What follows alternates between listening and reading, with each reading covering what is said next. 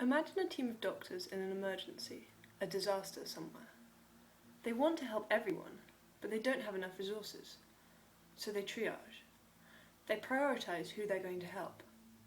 Not because they think some people are more important, but because they can do more to help some people than others. Some of the people are going to be beyond saving. All they can do is try and make them comfortable. Some of the people are going to be okay anyway. Maybe they only have mild injuries. Maybe they have lots of friends and family looking after them anyway. And some of the people are going to be seriously hurt, but in ways that the doctors can easily fix. And these are the people they should focus on helping first. I think everyone accepts that this is a horrible and tragic and awful thing, but it is true. What we'd really want is that no one ever has to be in that situation where there aren't enough resources to help everyone.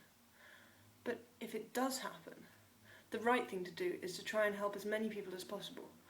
And sometimes that means you have to prioritise. Sadly, this actually ends up being a general principle. Because in some ways, the world is just one big disaster situation, and a small group of individuals just don't have enough resources to fix everything. So we have to triage too. This is one of the ideas in the growing social movement called effective altruism. We can't help everyone, but we're going to try damn hard to help as many people as possible. And that means we have to be smart and thoughtful and careful and look at the evidence and do the research and use our heart and our head, because this stuff really matters. So, when we're thinking about choosing charities, there's some standard rules of thumb that would also be priorities for any medical team.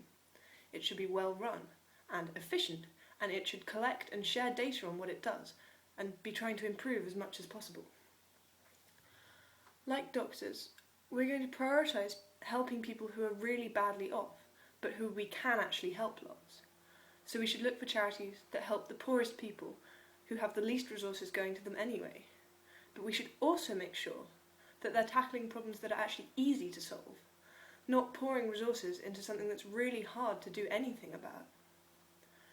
There's an organisation called Givewell that evaluates charities based on these principles, and their top recommended charity is something called the Against Malaria Foundation. Is it well run? Check. Is it efficient? Yup. Does it collect data? Yeah, loads. Does it focus on the poorest people? Definitely. Does it solve an easy problem? Yeah. Most people get malaria from mosquito bites while they're sleeping. You give someone this really cheap malaria net, no more mosquito bites, no more malaria. So this is a pretty darn awesome charity. Basically, it's the best charity in the world that we currently know about. And once we've got into all this stuff with talking about efficiency and prioritisation and data and whatnot, it's easy to forget what this whole thing actually means.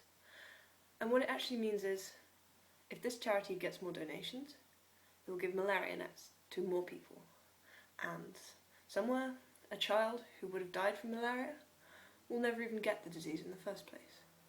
And somewhere, a mother will not have to bury her own child. And if that's not a good use of money, then I don't know what is.